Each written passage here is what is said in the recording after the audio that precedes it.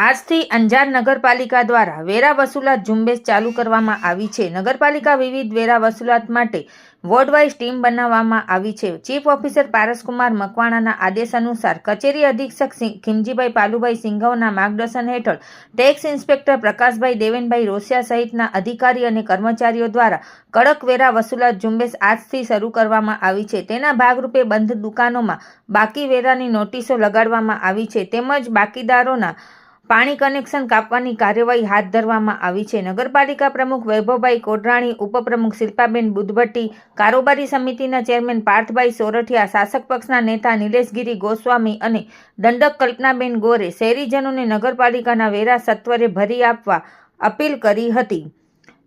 આ ઉપરાંત તાત્કાલિક બાકી રહેલી રકમ બાકીદારો તેમના લેણાની બાકી રહેલી રકમ તાત્કાલિક ભરપાઈ કરવાની તાકીદ કરવામાં આવી છે.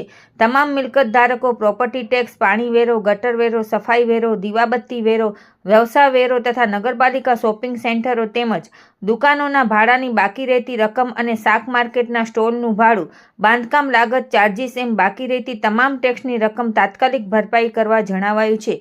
આ વેરા વસૂલાત વધુ કડક બની રહી છે અને બાકીદારો તરફથી બાકી રહેતી રકમ ભરપાઈ નહીં કરવામાં આવે તો પાણી તેમજ ગટર કનેક્શન કાપવાની કાર્યવાહી કરવામાં આવી રહી છે. ઉપરાંત બાકીદારોની વેરાની રકમ ભરપાઈ ન કરનાર સામે ગુજરાત નગરપાલિકા અધિનિયમની કલમ મુજબ મિલકત જપ્તી સીલિંગની કડક કાર્યવાહી પણ કરવામાં આવશે.